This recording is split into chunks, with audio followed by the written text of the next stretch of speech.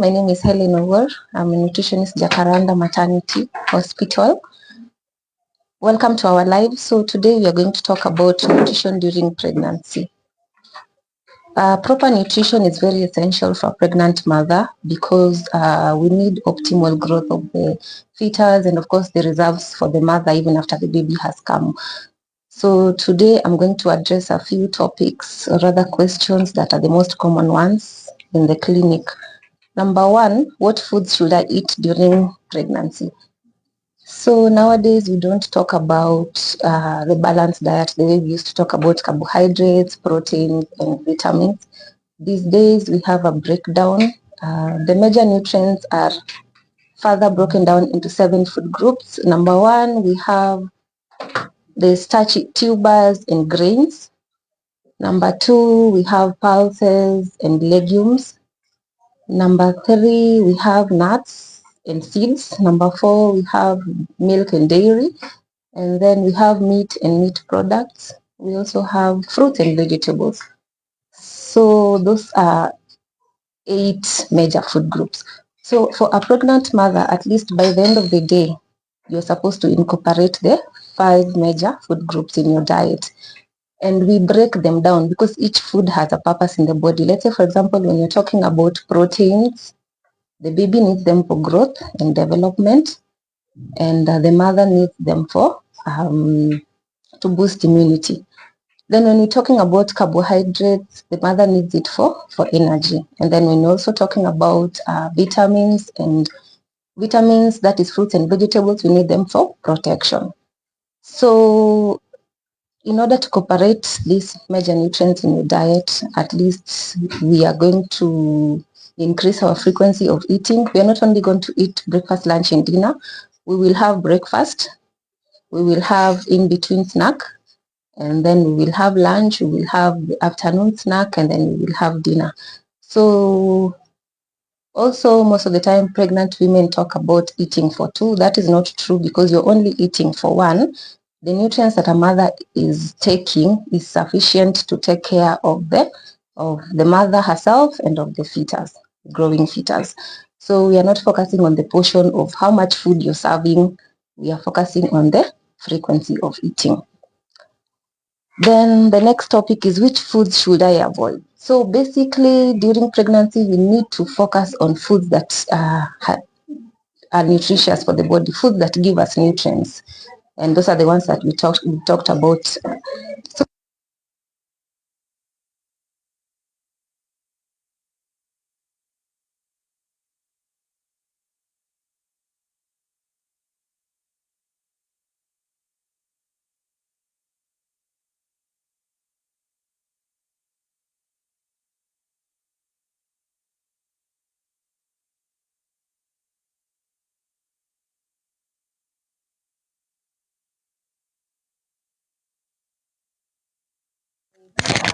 not limit, but we're supposed to avoid alcohol. I know sometimes mothers say that.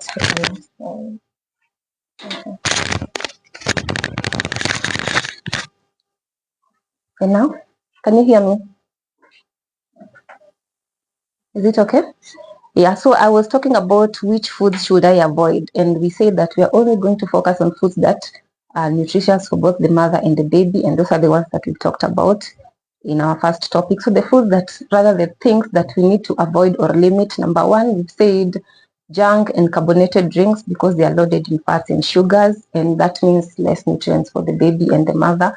So it's okay to eat junk, but it should not be the order of the day because they have no purpose in the body. Instead of giving you nutrients, the mother is just going to be increasing in weight. We should also limit our sugar intake because blood sugar regulation is usually very tricky, especially during pregnancy. We should avoid, not limit, we should avoid alcohol and drugs. So sometimes mothers talk about taking alcohol, specifically Guinness, to go and wash the baby. There is nothing like that. The baby, wherever the baby is protected with amniotic fluid, and the baby does not need to be washed well inside the mother's uterus. So please avoid taking alcohol, avoid taking tobacco, and of course, and other drugs. Our next topic is how much weight should I gain during pregnancy? So for optimal development of the baby, definitely it is required, it is recommended for a mother to at least be gaining weight during the gestation. And each individual has like a target cumulative weight by the end of the gestation. So let's say, for example, pre-pregnancy weight, for you to be able to gain sufficient and healthy weight during pregnancy, you have to ensure that your pre-pregnancy weight is normal. And normal pre-pregnancy weight usually is a BMI ranging between 18.5 to 24.9. Anything above 24.9, that's considered overweight. And anything below BMI below 18.5 is considered underweight. So that means that a mother who has a BMI of 18.5 and below is going to require more energy to gain more weight by the end of 9 months. So it's very important to be of the recommended weight at the beginning of pregnancy. So let's say a mother who is underweight during pre-pregnancy, by the end of 9 months, this mother is supposed to cumulatively gain at least between 13 to 18 kgs by the end of 9 months. A mother who is normal weight, that is normal BMI of ranging between 18.5 to 24.9, should gain at least 12 kg to 15 kg by the end of the 9 months. And a mother who is overweight, meaning they have a BMI of more than 24.9, that mother should, excuse me, that mother by the end of 9 months, the mother should gain between 7 to 12 kg by the end of 9 months. So this weight gain is usually distributed per trimester. Let's say, for example, in the first trimester, a mother is supposed to gain at least 0.5 kgs per month. In the second trimester, the mother is supposed to gain between 1 to 1.5 kgs per month. And by the third trimester, the mother is supposed to gain at least 2 kg per month. So we've said weight gain during pregnancy is very important because the placenta is developing, blood volume is going up, both the mother, the fetus. Accommodating the pregnancy means that there needs to be healthy weight gain. Then the next question, should I take supplements during pregnancy? So some supplements are very important, at least to bridge the gap that nutrients are not able to fill up. We need during pregnancy, during the 3 trimesters of pregnancy, we usually focus on the 3 major supplements. The first one is folic acid, and folic acid we give during the first trimester. Actually, it's supposed to be given in the first ANC visit. Immediately the mother finds out that they are pregnant. Folic acid is important because it helps forming the spine of the baby, and maybe lack of folic acid might lead to neural tube defects. Neural tube defects, if a baby has neural tube defects, that means that at birth this baby might not be okay. The second supplement that we recommend still in the first trimester is iron. And iron is very, very important during pregnancy because it helps in the formation of the placenta and also raises the hemoglobin level for oxygen supply.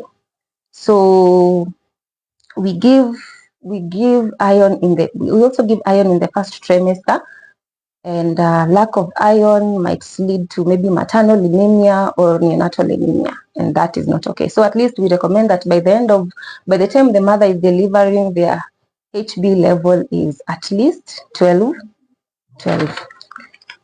Then the next supplement that we recommend is calcium. Calcium we give in the second trimester because the baby is now forming their bones. We also give deworming. We also deworm the mother from 20 weeks. 20 weeks we deworm the mother. Sorry, we don't deworm the baby, we deworm the mother. Then can I continue fasting during pregnancy? During pregnancy, fasting is totally not recommended because we are trying to give nutrients to the baby. And if let's say, for example, a mother had dinner at 8 p.m. last night, then this mother sleeps. Of course, during sleep, the nutrients, let's say, for example, if I have dinner at 8 p.m. It will take 12 hours for these nutrients, for the dinner that I ate, for the food that I ate to be completely out of the system, completely out of the bloodstream. So that means by tomorrow 8 a.m., if I don't eat something as a pregnant mother, my body starts to now there's no more glucose in the blood. So what happens? The body starts to break down the fats that were stored in the liver for it to be able to supply the body with glucose. So this might lead to blood sugar fluctuation in a pregnant mother. Sometimes, let's say for example, you're coming from fasting and then you eat your whatever lunch. That time that you eat lunch, because the body is coming from fasting, blood sugar will shoot up.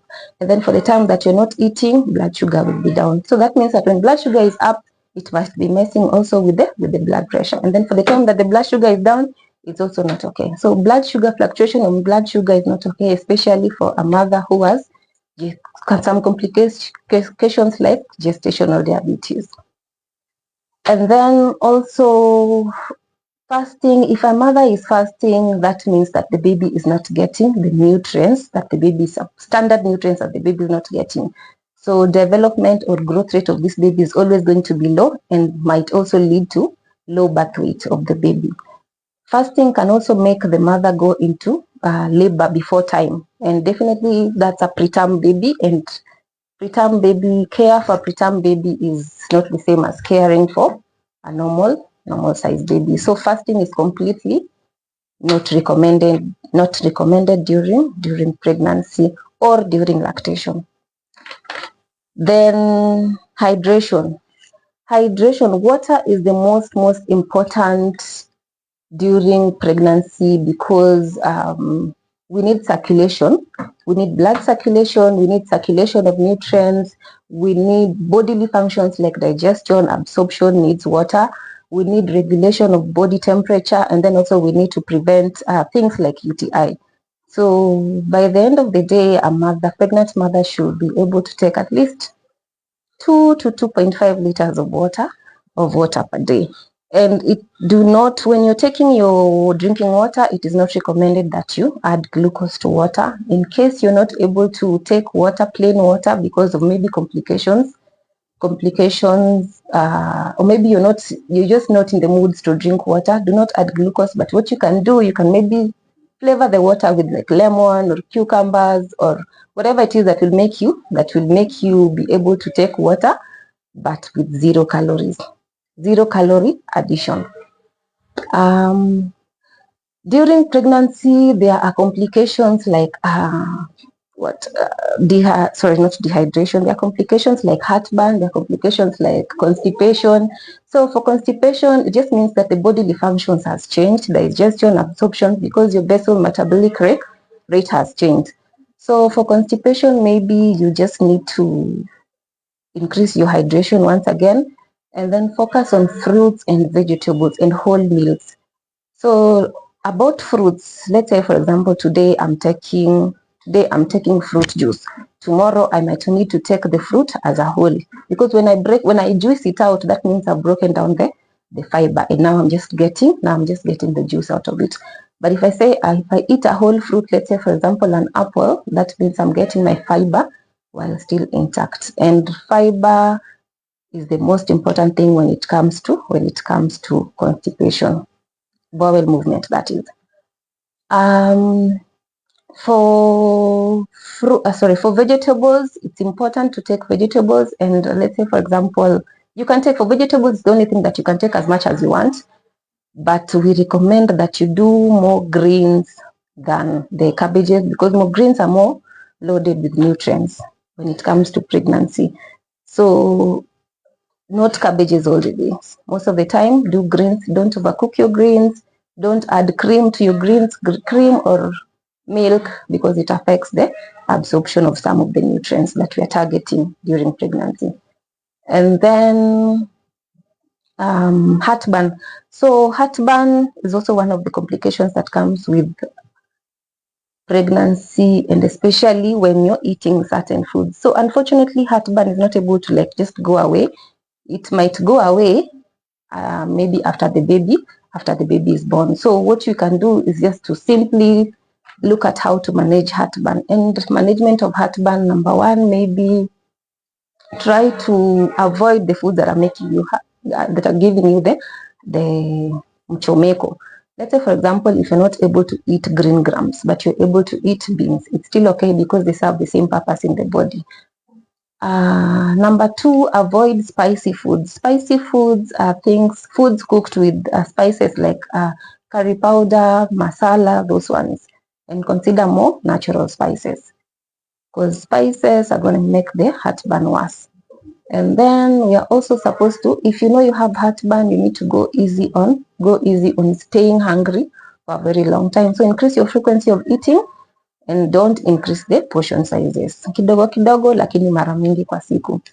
And then another management of heartburn is that when you're eating, try to stay in an upright position. Stay in an upright position for like 1 hour before you go and lie down. And don't feel your tummy all at once. Eventually, when you're lying down, do it more on your left side, and then you try to elevate your head. Use a pillow, that is. Avoid fatty foods. Fatty foods and carbonated drinks are also going to make the heartburn worse. I think that is all I have for now, and I would like to take some questions.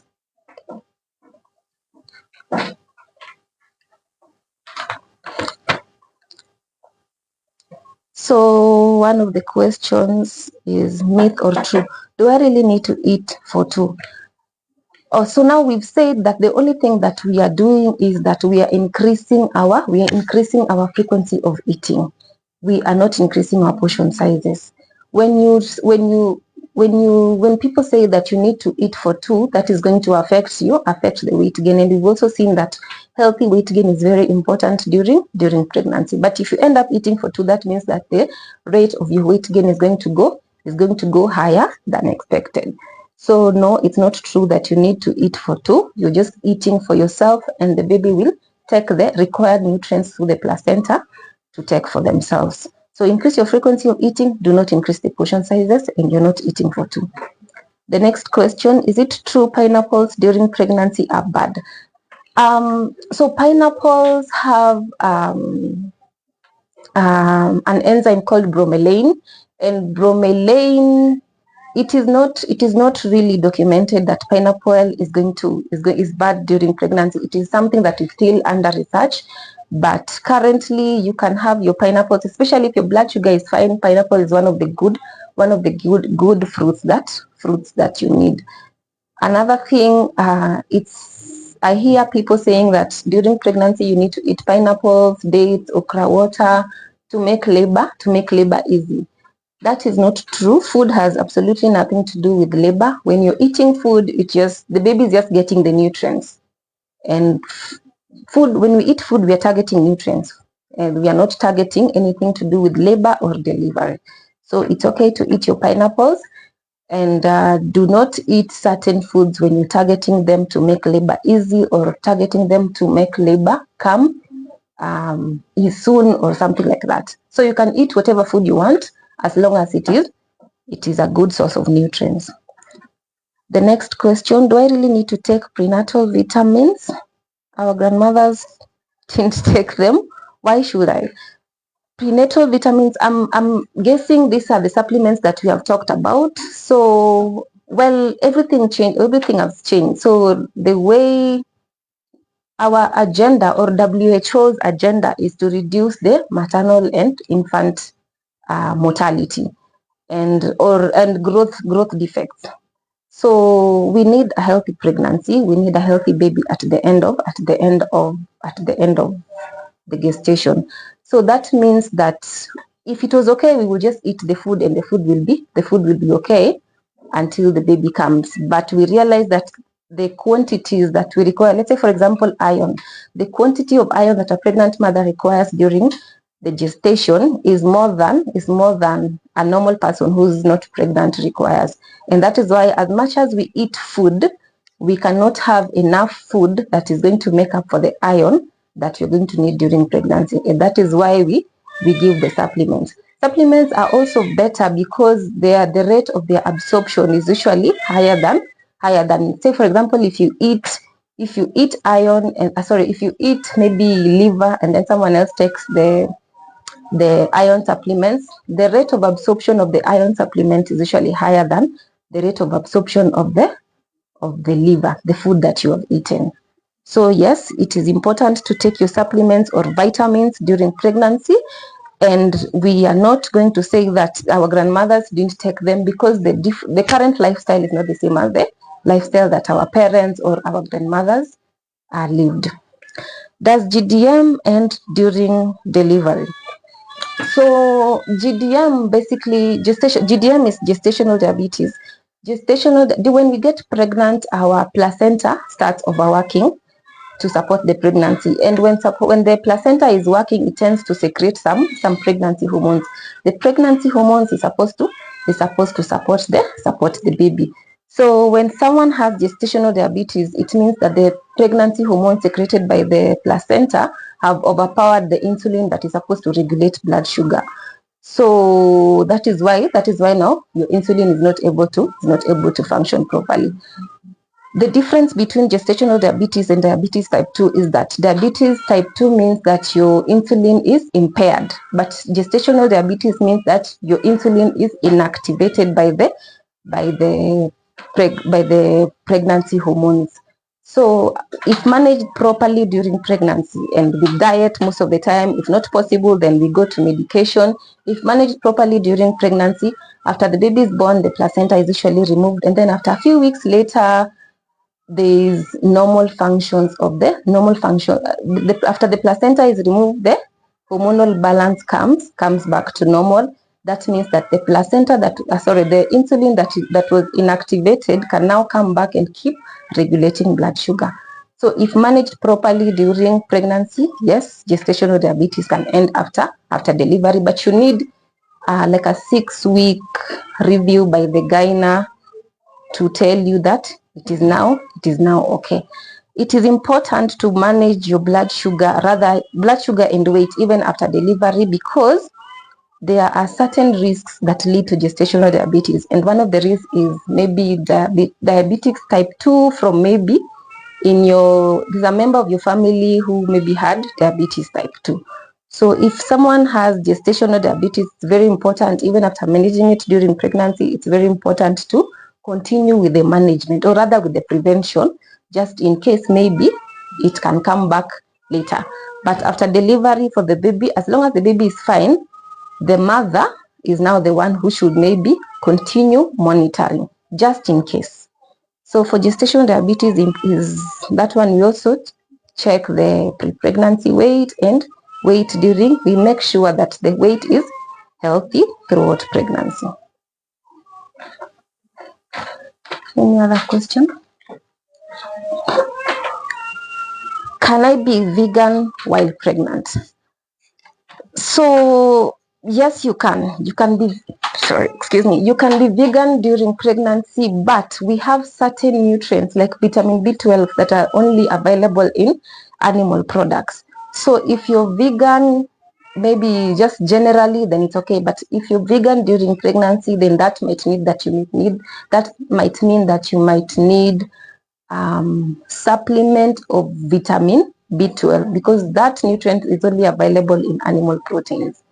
So if you're planning to be vegan during pregnancy, you might need to check your vitamin B12 supplement. I puke every time I eat. How will this affect the baby?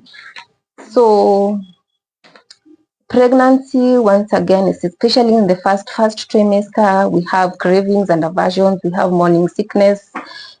Management of this is, let's say, for example, it just depends on how it affects. This puking, I'm assuming it's mostly maybe in the morning or after having a meal. So we need to check. If you wake up in the morning and you realize that you throw up, that means that after don't wake up in the morning and eat your meal the first thing in the morning. You can give it time. Wake up, take your time, take your water first. You can take your water, like your herbal water, that is water with cucumbers and things like that. And then you can start your meal maybe later in the day. You can also go if you're having morning sickness, you might need to stay away from the things that are going to make it worse, and most of the time it is the fatty foods. So you can, instead of, maybe when you wake up in the morning, instead of starting your breakfast with something like tea, bread, buttered bread and sausages, you can maybe start your breakfast with something like crackers, and then maybe later in the day something blunt, crackers. Then maybe later in the day, now you can eat your breakfast. So yes, when you're puking every time you eat, it might be affecting the baby, because you eat, then instead of the nutrients going to the baby, the nutrients keep coming out. That means that the baby is in shortage of nutrients. So you can try to manage the puking, just the way we've said. Avoid the foods that are going to make you puke. Concentrate on the foods that are at least tolerant to you. Does the Osteocare supplement have iron? No, the Osteocare supplement does not have iron. This one is specifically for calcium. Any other question?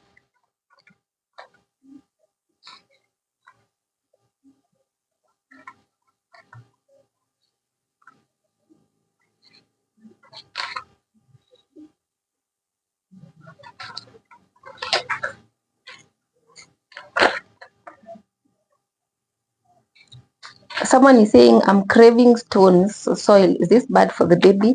Most of the time when we are craving, I've talked about cravings and aversions during pregnancy, but most of the time, if you're craving non-food items like stones and soil, this means that your body is lacking in a specific nutrient, and most of the time it's usually iron. So if you're craving stones and soil, then maybe you need to check your iron supplements. You need to keep up taking your iron supplements.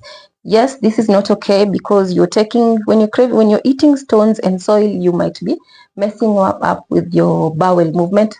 For you as the mom, because the body is not able to digest or absorb soil or stone, so you might be messing up with your bowel movement.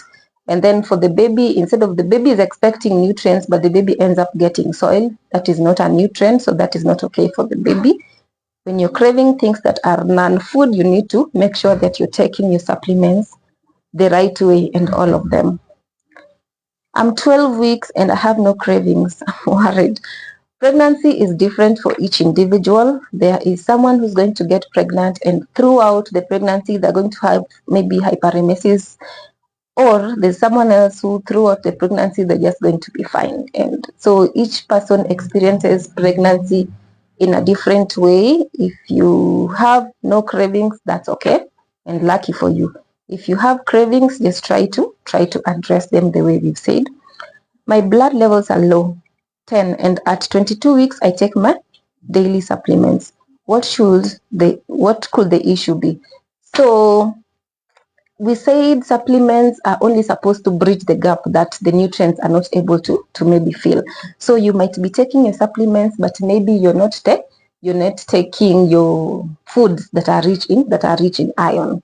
So number one, you need to check your diet. Number two, you need to maybe come back to the facility and see the nurse, and maybe if they can change for you the supplement that you're taking, or maybe change for you the frequency of taking your supplements.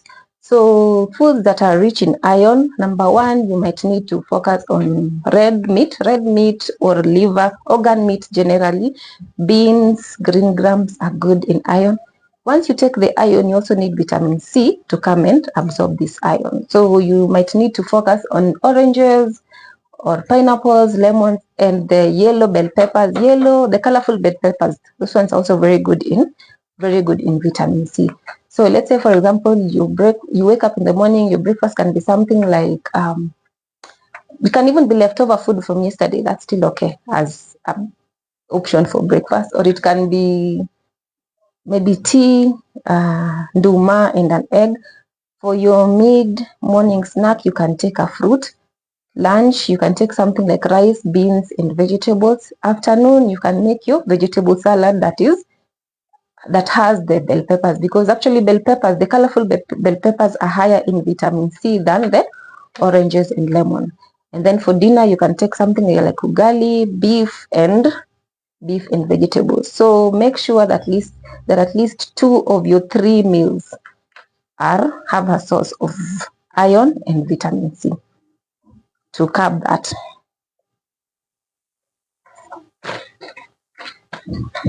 Any other question? I love the smell of kiwi, the shoe polish. The smell suits me and I am safe. As long as it's just the smell, it's okay, because you're not eating the kiwi or the shoe polish. There's no problem with that. Once again, that is just some of the things that come with pregnancy. As long as you're not eating it, you're fine. The baby is also fine. How can I manage bad headaches during the first trimester? Bad headaches, if you're having bad headaches during pregnancy, that might be a danger sign, and you might need to come for a review with our nurses. You might also need to check on your hydration. As we said, hydration is very, very important. Pregnant lady needs at least 2 to 3 liters of water per day, because water is going to perform most of the bodily functions, especially during pregnancy. So for bad headaches, you might need to come for a review with the nurses. I am 33 weeks and I'm 67 kgs. Is that okay? I am not able to say this is okay because I do not know what your pre-pregnancy weight was. So next time you come to the clinic, we are able to, maybe next time you come for your ANC visit, the nurse will be able to tell you if your pre-pregnancy weight is matching your current weight at your current gestation. How often should Totima be taken? It's a different prescription for every individual. So for this one, I suggest that you follow the prescription of the physician, the way the physician told you to take your supplement. It's not the same for each individual. Any other question?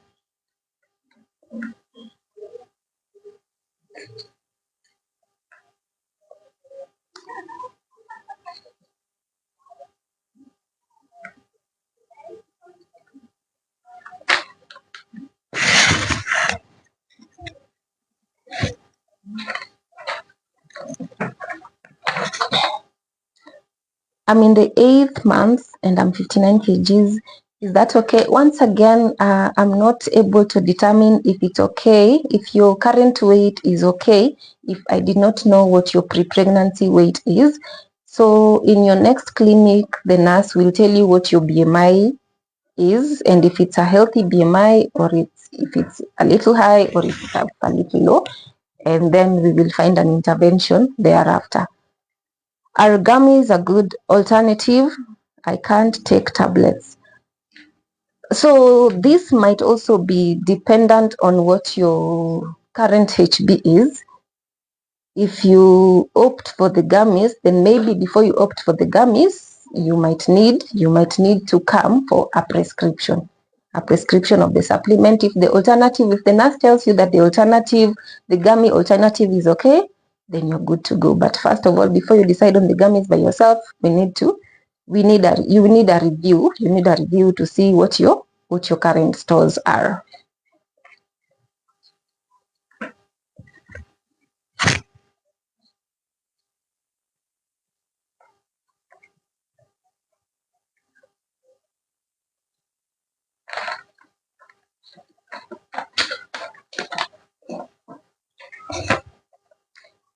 Is pineapple during the 3rd trimester okay? I'm taking Pregnacare.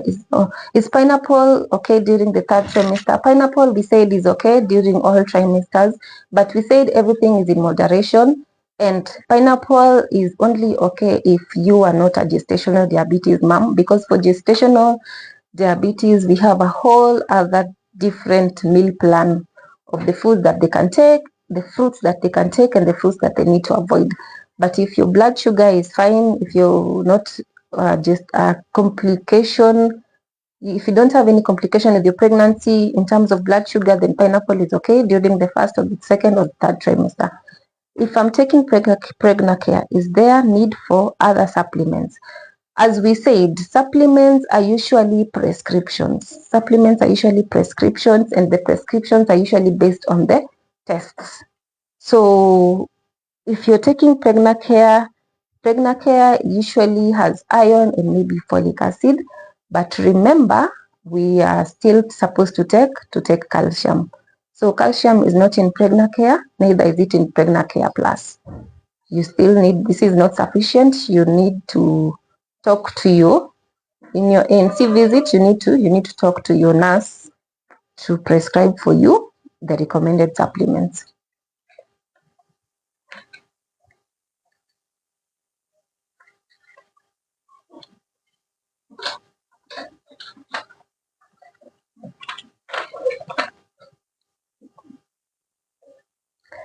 Can I take mebendazole at 29 weeks? I missed my deworming in the second trimester. Yes, deworming usually starts from 20 weeks. So if you missed it at 20 weeks, it's okay to take it at 29 weeks.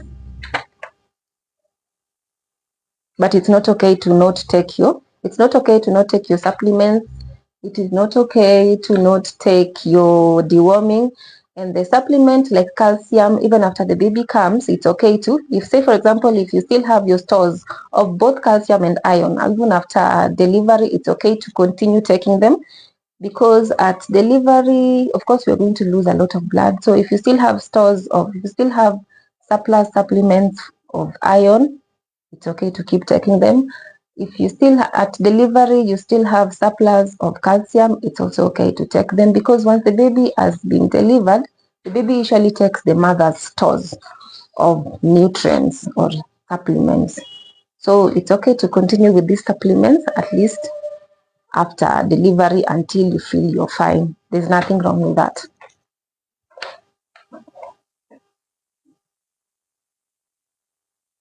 I'm 30 weeks and I eat my lunch at 12 noon. I'm always full till late night. Any problem?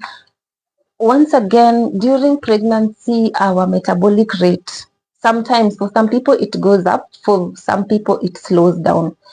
So if you're eating your dinner if you're eating your lunch at 12 noon and then you feel like you're full until late night, that means that you need, this dinner might be very big, and this lunch might be very big, and you might need to subdivide the lunch. We said we are increasing our frequency of eating, but you want to reduce the portion sizes. If you eat your lunch at 12 and then the next time you're feeling hungry is late night, that means that your blood sugar will not be stable. The body is going to register it as fasting. So if you eat at late night and then tomorrow you eat at breakfast and then the next time you eat is at 12 and then the next time you eat is at late night, that means your blood sugar is going to be fluctuating. Sometimes it's too high, sometimes it's too low. Fluctuation in blood sugar is not healthy for a baby, because then you're putting too much pressure on the baby's immature heart. So spread out your meals. Don't eat if you're eating at 12 and you're feeling too full, that means you need to spread out the meal.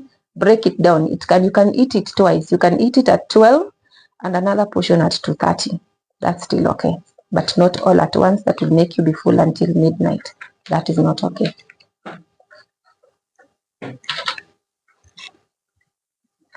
Sometimes I forget taking tea or milk 45 minutes after taking Pregnacare tablets at night. Is that okay? Why do I vomit? Oh, sorry. Sometimes I target taking tea or milk 45 minutes after taking Pregnacare at night. For Pregnacare, we said Pregnacare, mostly we are focusing on iron, and iron and calcium don't go together most of the time. So if you're planning to take your tea after taking the Pregnacare, then maybe you need to take it 2 hours after you've taken the supplements, because after the 2 hours, then we can assume that the absorption of the nutrient has already taken place. For calcium supplements, we take them mostly in the morning hours. Iron, we take them in the evening hours. Do not take your supplements of iron and calcium together. It might interfere with absorption of either of them. Another thing, do not take your beverages with food, as we have said. So if you want to eat your dinner at maybe at 8 p.m. and then you want to drink tea later, then you can wait for 2 hours or so. Why do I vomit? And I'm 6 months already. Once again, we said each person experiences pregnancy uniquely. I might be vomiting in the first trimester. Someone else might be vomiting in the second trimester. Someone else might be vomiting in the third trimester. And another person might not be vomiting at all. So it just depends on how your pregnancy is presenting. There's nothing wrong with vomiting in 6 months. It is just how your pregnancy is presenting. So maybe find a way to make up for the nutrients that you're losing. Normal TV, normal to experience, is it normal to experience nausea the whole day? Once again, it is normal to experience nausea the whole day. If it's affecting your intake of food to a point that it's affecting your nutrient intake, then maybe you need a prescription of anti-nausea drug, something like that. If it gets to a point where you can't eat because you're nauseated the whole day, then maybe you might need something to curb that.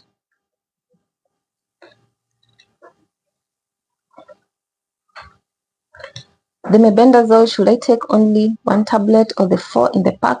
Past 32 weeks and I still, the mebendazole, should I take only 1 tablet or the 4 in the pack? For the supplements, once again, as we said, the prescription depends on each individual and how you are recommended to take it. So if you're recommended to take 1 tablet only, then it's okay. If you're recommended to take 4 tablets, that one you might need a consultation. You might need to come for consultation or review to know how much and at what week you should be taking your mebendazole. I'm past 32 weeks and I still vomit every morning. Is it normal? Yes, it is normal. It is normal for every individual to experience pregnancy uniquely in the way that they are experiencing it. Once again, you just need to make up for the nutrients that you're losing because the baby still needs the nutrients for their optimal growth. So it is okay. It is normal to throw up at whichever week of the gestation.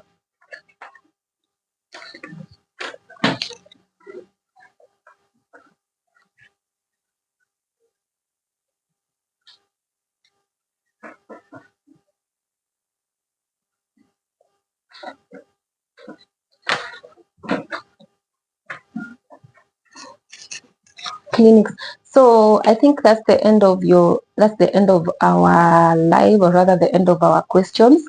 So nutrition clinic, for more consultation, you are invited to come for our nutrition clinic, which runs between Tuesday and Thursday. So Tuesday between 8 and 3 p.m. we have nutrition clinics for both the babies. You can bring babies, you can bring mothers, you can bring male adults. Everyone needs nutritional advice. And then Kahawa West, I am in Kahawa West branch, Jacaranda Maternity, Kahawa West branch. Our nutrition clinics are on Tuesdays, Wednesdays and Thursday between 8 a.m. to 3 p.m. We also have online nutrition counseling, and for online nutrition counseling, that is mostly on the weekends when I'm not available, weekends or Monday. So Friday, Saturday, Sunday, Monday, we have online nutrition consultation rather. And Tuesday, Wednesdays, Thursdays, we am in the clinic and you are all welcome.